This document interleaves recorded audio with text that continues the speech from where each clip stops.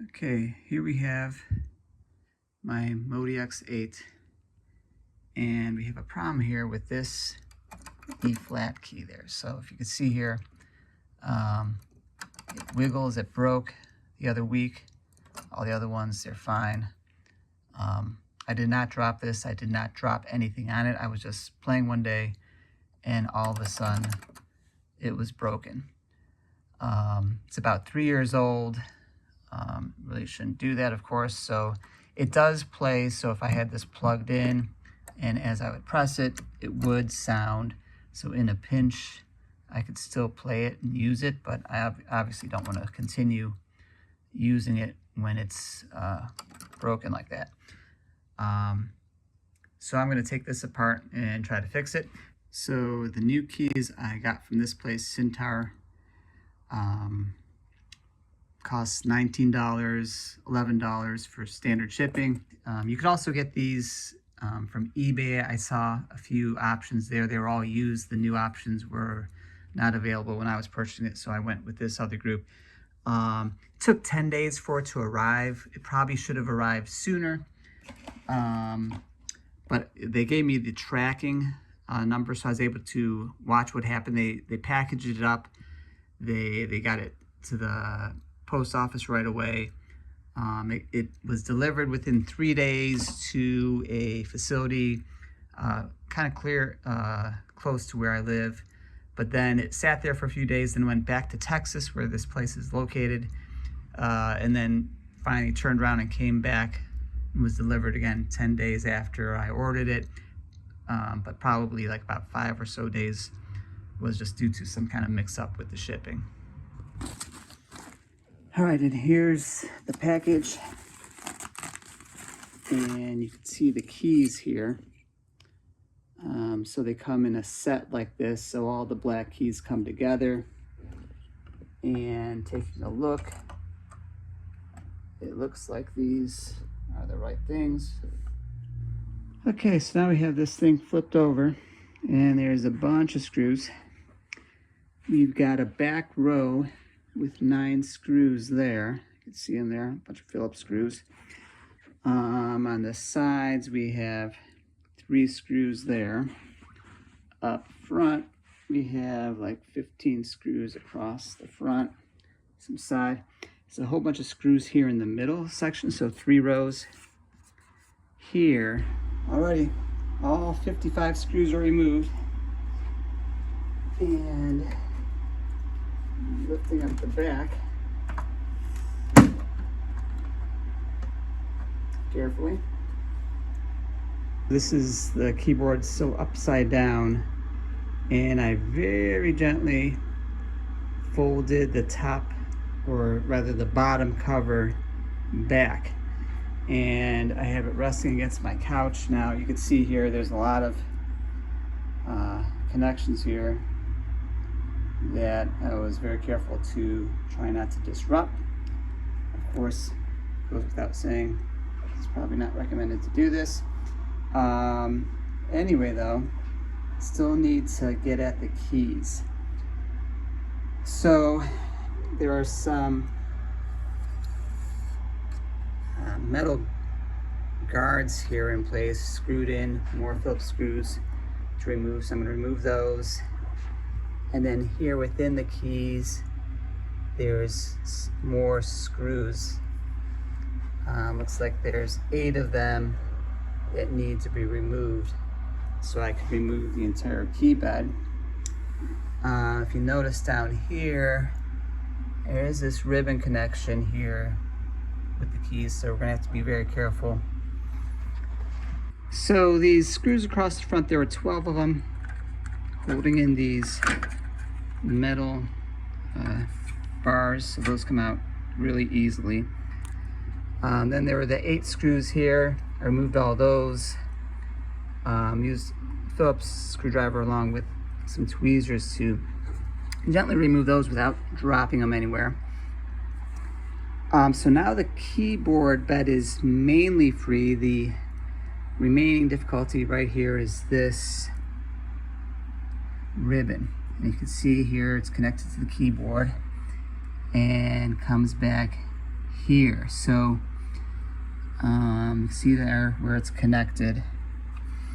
My plan is there's this very small green board there, that Tome 5B, just 2 screws holding it in. Looks like it's just a mechanical thing to keep the ribbon in place and out of the way of these other moving key parts.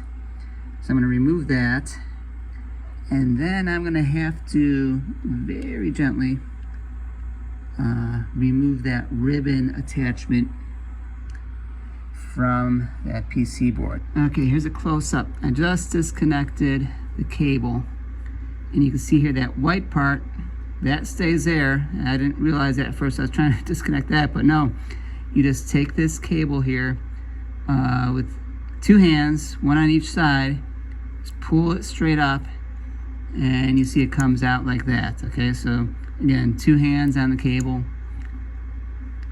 very gently pull straight up and out, and now that's disconnected. So I'm only having one hand here because I have one hand operating the phone. So now that we have this disconnected, and again, I was careful not to touch those metal ends. I didn't want to be messing anything up there, so I'm gonna also not touch that. Now I'm gonna carefully remove the whole keyboard and turn it over. Okay, so there's the chassis, if you will, with the keyboard removed, and here's the keyboard. So I pulled it out, I turned it straight up. Again, here you can see that connection, what it looks like. All these metal things, they kind of slide back and forth. They're a little bit loose in here. So where's my E flat? That's the problem. Oh, it's right here, and you can see it's cracked off. So everything else is connected, cracked right off. So I'm gonna fix that. Okay, so here's another view. Here's the E flat that's broken. You can see it just snapped off there. So just here it is, the stress just kind of snapped it. I've got to replace a set of 5 altogether, so I'm going to take off these screws and go from there.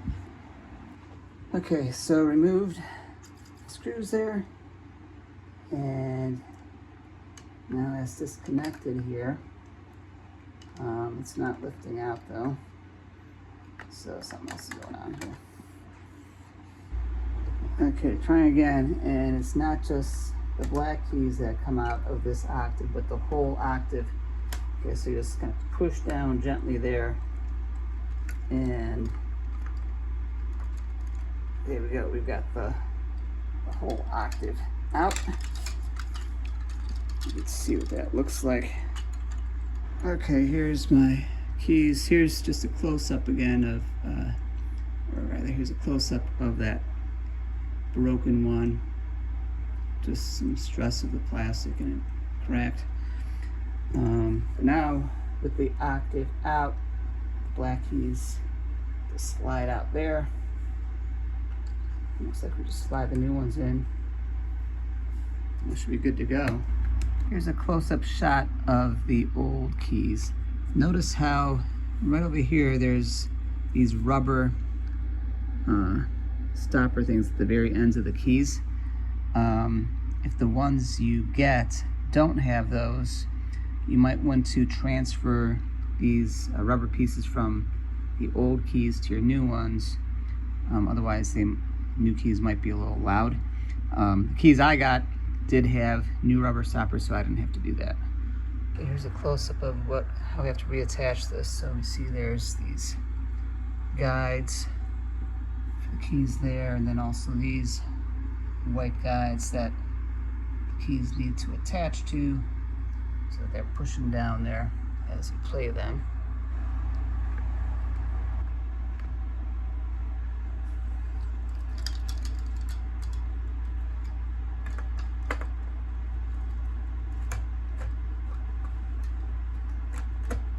Oh, here we go. I think that's everything's in place. Feels good. Okay, so everything seems connected. Actually feels good, so I'm gonna screw those back in, and from here on out just do everything in reverse. So I counted 81 screws in all, so we're just gonna do everything in reverse and put it back together and hope it all works. Okay, everything is done and put back together. Everything works. All the keys work, all the knobs and buttons work, so successful there. Couple things to note. The first thing, you may be able to tell right off that the keys look slightly different. So if you look closely, it's kind of more, so these are the new ones here, the older ones. It's kind of more of like a matte finish almost compared to the other ones.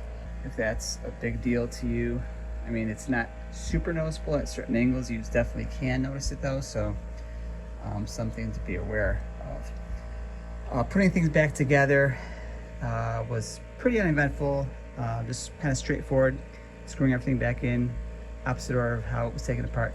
The one thing to note there is when I did all those screws, the 55 screws on the back, at first a few of them I didn't do as tight as I could have, and partly I was thinking I might have to do this again someday, so I didn't want to spend a lot of time wrenching them down. But I did notice that I did have some extra noise playing some keys here, and it was actually the chassis vibrating. So I tightened those screws down better on the back, and that extra noise went away. So that was okay after the extra tightening on the very back of those screws. But otherwise, it's all good to go.